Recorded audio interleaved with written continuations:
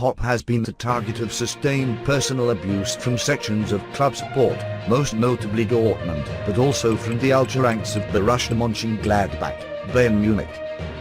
Protests have included wishes of death to the 79-year-old as well as banners with his face in crow's shares.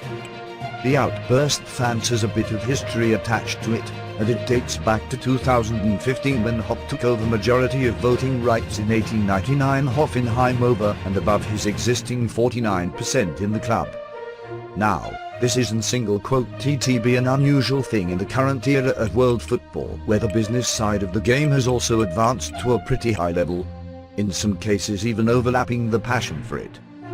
But German football has been an exception to such influence of business in football, and this is where the 50+1 rule comes into picture. In 1998, the German Football League Board (DFB) amended its rules to prevent German clubs from welcoming any kind of a private ownership from commercial investors.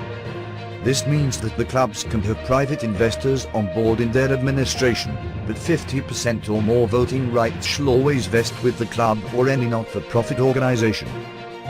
This was done to protect the interests of the fans, as German football stakeholders wanted to make sure that a fan is treated as a supporter and not as a customer.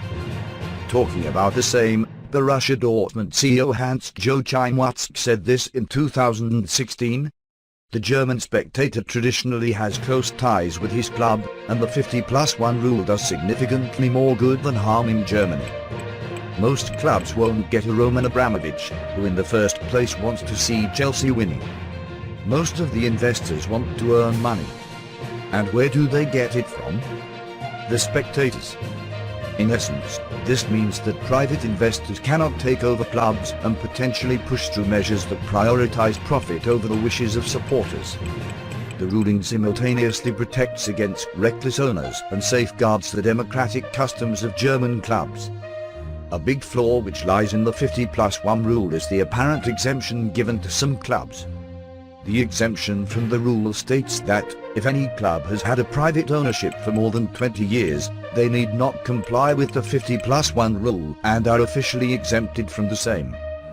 Bayer Leverkusen and Wolfsburg are two such cases who have been granted exemption under the same. A big challenge to this rule firstly has been the introduction of RB Leipzig on the horizon of German football, and secondly, the subsequent Hoffenheim ownership switching into the hands of Dietmar Hopp, with both the clubs being granted special exemption.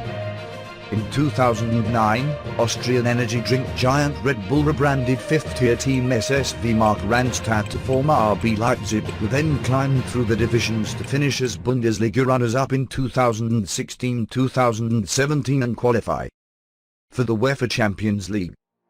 The majority of RB Leipzig ownership lies with Red Bull, which is a private commercial enterprise. In 2014, software billionaire Dietmar Hopp was given the green light to take majority control of Hoffenheim after investing consistently over 2 decades. Since then, the supporters of other clubs have been actively protesting against RB Leipzig and Hoffenheim during the Bundesliga games, which took an ugly turn in today's fixture between Die Kraichgauer and Die Bayern. In an era where both the FIFA and UEFA boards have been trying to make the competitions more fair and just for each club, on and off the field, the German football board might just have to find common grounds for both sets of protesters in today's unfortunate event. The view from the ultras is that Hoffenheim's rise is due to financial doping, a pet project of a billionaire, not the natural way a club should be financed or owned. Similar protests have been leveled at RB Leipzig and their owners Red Bull, who are accused of using their club as a marketing ploy for a soft drink empire.